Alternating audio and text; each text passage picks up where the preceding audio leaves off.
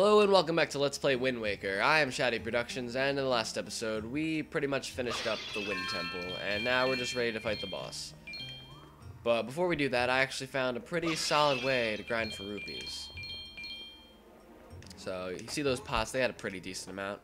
And then, if you go into this warp pot, and then you come back, you actually, like, the pot will still be there, or the pots will still be there, and you can hit them again, and you could get just as many rupees as before.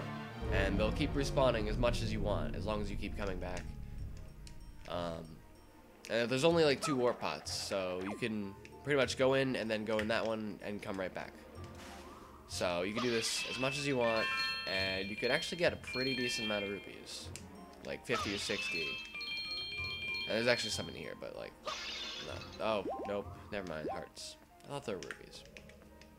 But anywho, if you're having trouble grinding for rupees, that's a pretty decent way to do it. And now we're gonna face the boss of the Wind Temple. And I actually completely forgot his name when I went in to fight him, and I completely lost my train of thought trying to remember his name. And I actually fucked up an entire recording doing that. So that's why we're not seeing the whole intro cutscene of him like flying through the air for like a minute and then going back in the sand. It's a really interesting cutscene. You should check it out sometime. But anyway, I don't really know why we're fighting a sand-themed boss and like a wind-themed dungeon, but whatever. That's cool. Don't get. Oh no, Link! You got it.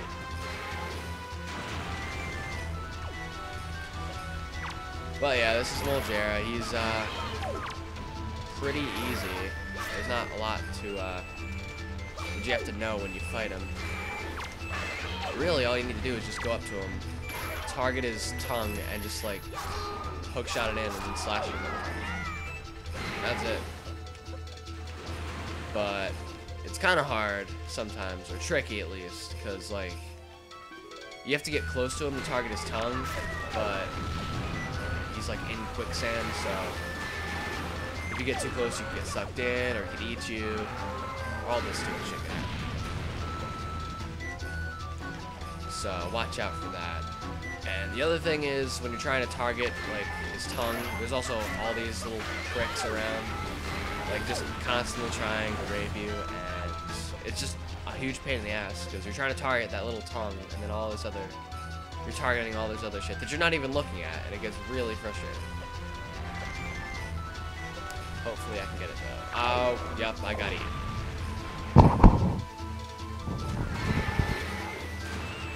Now these other bricks are here. And oh my god, I hate this so much. Alright, good. We're actually doing pretty good. We've hit him like 3 times, I think, so far. So he really doesn't have much life left in him.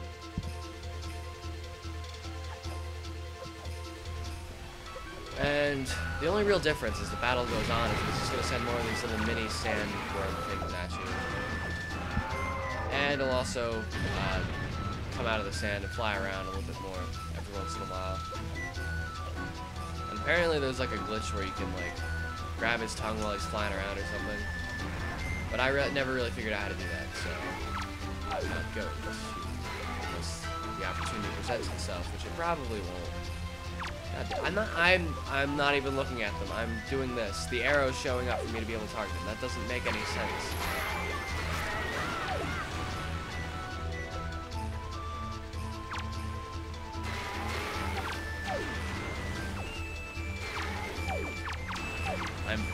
That's so stupid.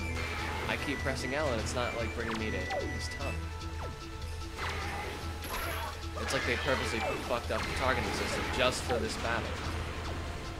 Like, that's where the difficulty of this battle is supposed to come from. Just, like, the awful ability to target his tongue.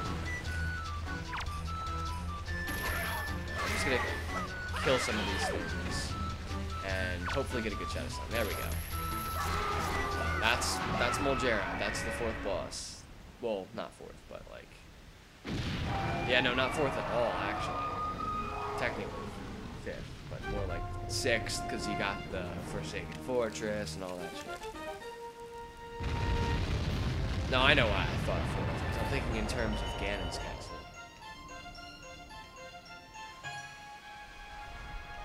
Because you, like, refight the 4, like, main bosses.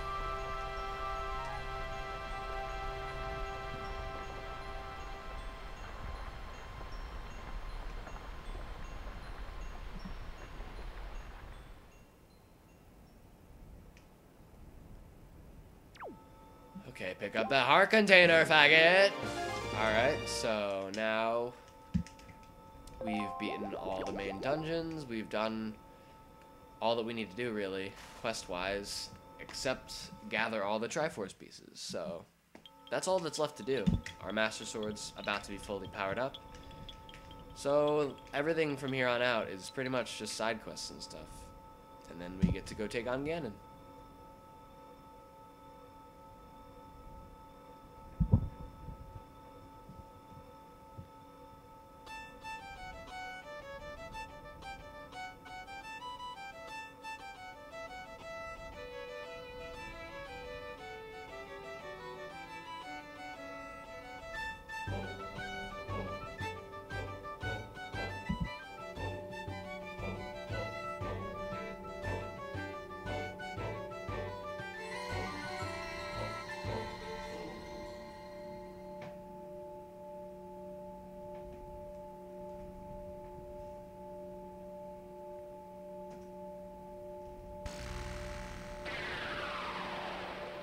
Now it's just a really shiny sword.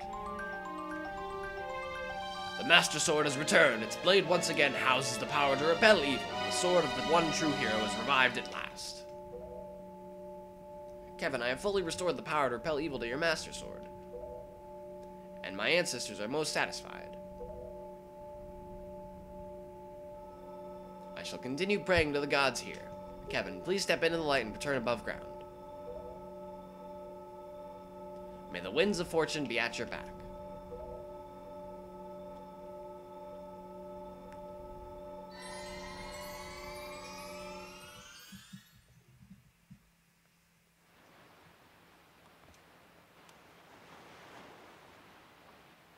I see. So, the Forsaken Fortress has already... Ah, like a molting snake that casts off its dead skin. That place is so empty and quiet, one can almost hear the echo of dead leaves falling to the cold, cracked ground. Why? What ails you? What? Lose the long face. The monsters are gone from the world. Doesn't that make you a little happy?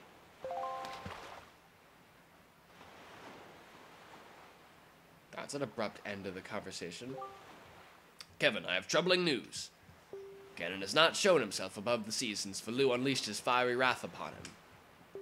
And what's worse, there is not a creature stirring in his base of operations in this world, the Forsaken Fortress. I cannot imagine how it is possible, and I cannot shake this foreboding feeling I have about the Princess Zelda. Kevin, you must search for all the Triforce shards so that we can head back to Hyrule without delay. Or, you know, we might have been burned up by the giant fucking dragon that set him on fire. I don't know. But anyway, we have a really shiny sword now, which is pretty cool. So, looking on the bright side of things.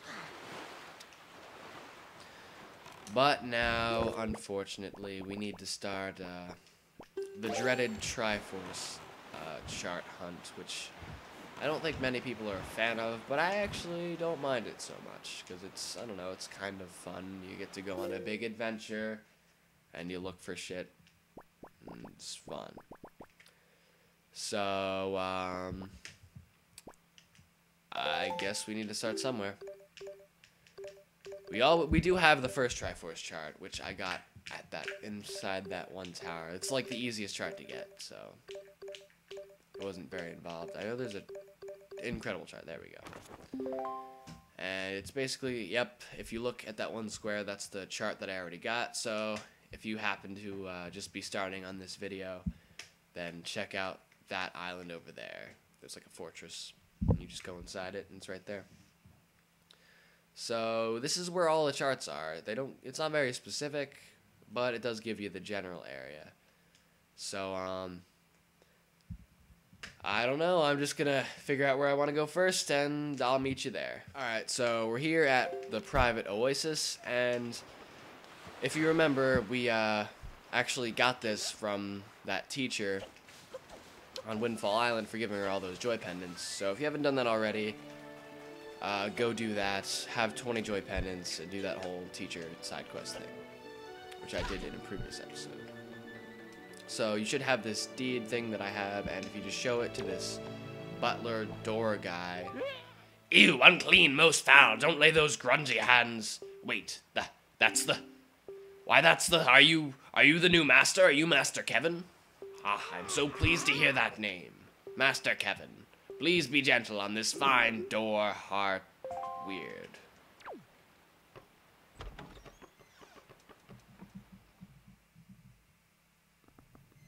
Oh yeah. Check out that waiter. No, not waiter. Yeah, he's a waiter. He's taking my order. Gonna give me food. Yup. I'm gonna stop talking now. So this is, I don't even remember her name, but that teacher lady's house. And she actually has a Triforce chart in her basement, which is kind of weird, but okay. So if you just pull this big thing on her ceiling down with the grappling hook, her fireplace will go out. Alright, bear with me. And if we jump into the fireplace, there's a hole in it, and it leads to her basement. But before we do that, I think there's like a pretty decent amount of money in there. If you break that pot open. And the other one too. I mean, they're shiny, so of course they must have lots of money in them. And still, I have no idea which rupees are giving me how much money because I am basically colorblind right now. My screen is in black and white. But I'm just watching my rupee counter go up, and it seems like I'm getting quite a bit. So I'm going to keep doing this. 'Cause technically, it's all mine now. So... Okay, those are both green rupees. Alright. A quick glance at my screen that can actually see color on my computer.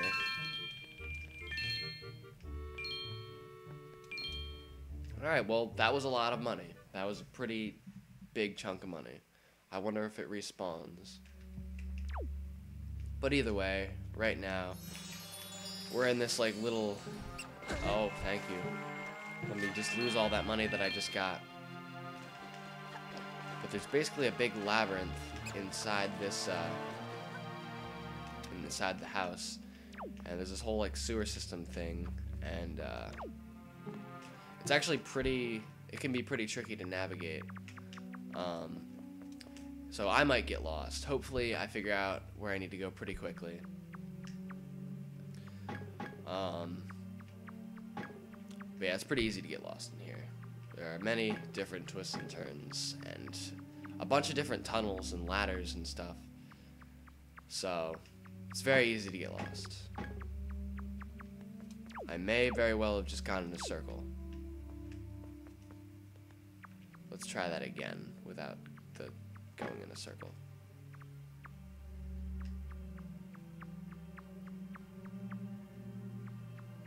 Alright, this place looks different, but it's a dead end.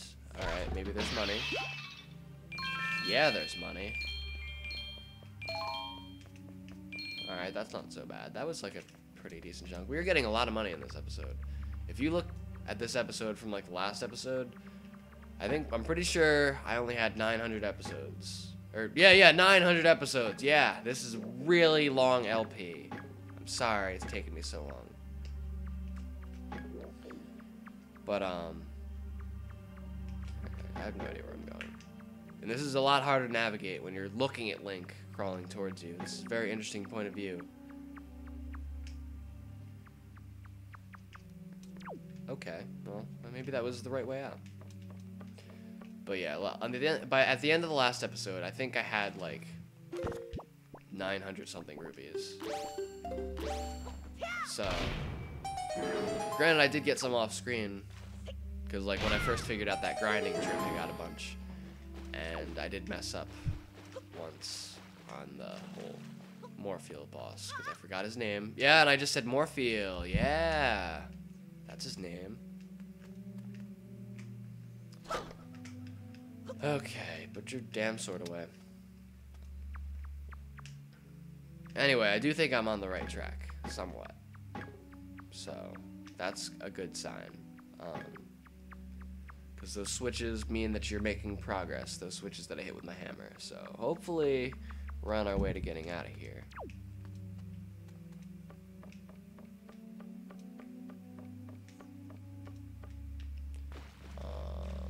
Alright, another switch. Switches are always a good sign in this maze. Because they, like, unlock ways to get back, I think, from, like, where you are now. Yeah, that's gonna knock it down. And I think this just leads back to earlier on, I'm pretty sure. Yeah. So let's try out this one.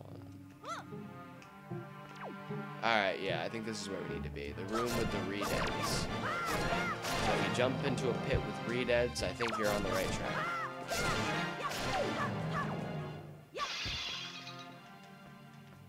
And then behind this pot is another little crawl space thing. And then at the end of here should be, hopefully, a Triforce chart. Or it might be, this might be rupees actually. I don't remember.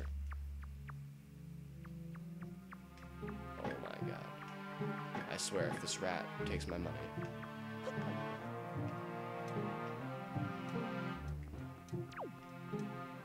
Alright. Well, I could really use 100 rupees, so either way. Nope. Okay, good. We made it to the end. There is 100, like an orange rupee somewhere in this dungeon, though. This, like, little maze thing.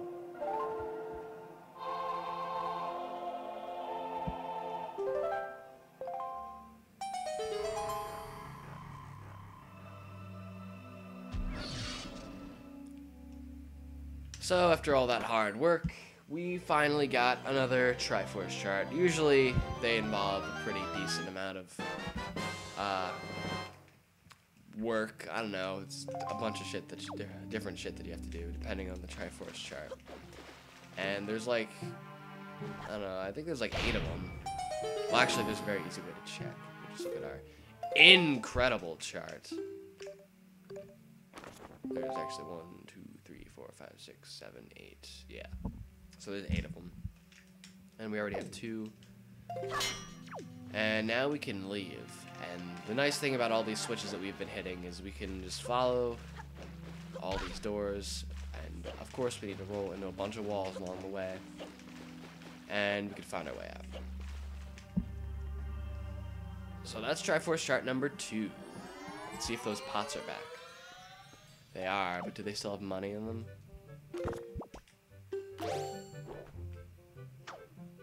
Nope. That'd just be too easy.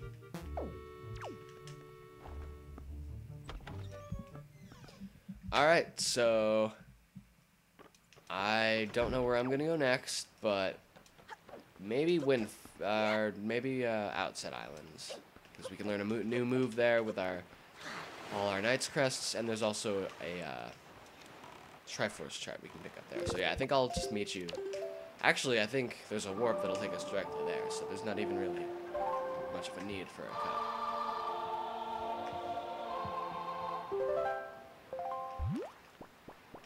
Yeah, right there.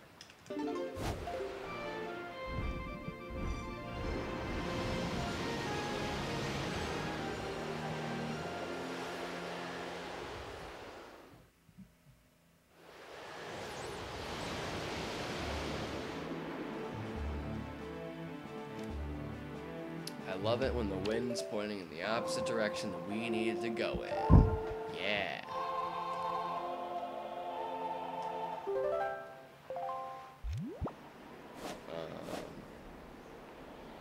Actually, we're gonna need to set it west soon anyway, because I think we need to like fly west, so at least this is closer to pointing to where we want to go. And when we actually want to fly to the west with our leaf, we won't have to change the wind again. Because if you remember, there was like a... Actually, I don't know why you remember this, but there's a giant, like, rock head on the side of, like, that cliff. I don't know. Somewhere over there. And we can lift that up now, and there's a hole beneath it, and that's where we're going to find one of our Triforce shards. But before we do that, we're going to visit Mr. Orca. We're going to learn a new move.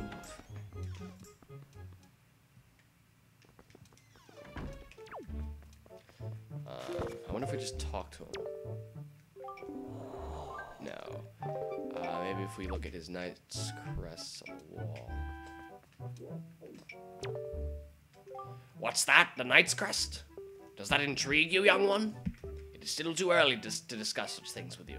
But if you happen to across 10 of those, show them to me. Okay, yeah, so let's just show them to him then. 16. Damn. So you should have no trouble finding 10 of them. Why, that is a Knight's Crest. How many of those do you have? Humph. Then I suppose the time has come for me to speak to you about the crests. The Knight's Crest. It is a symbol of a courageous knight. But not just anyone can gather them. No, it takes a soul who possesses not only power, but wisdom and courage as well.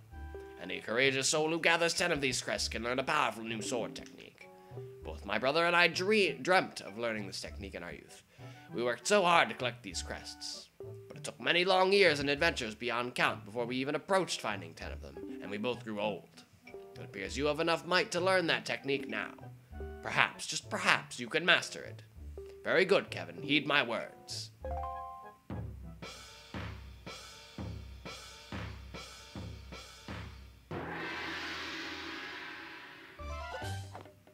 Hold B to build up power, then release it. Come at me. Now, do it.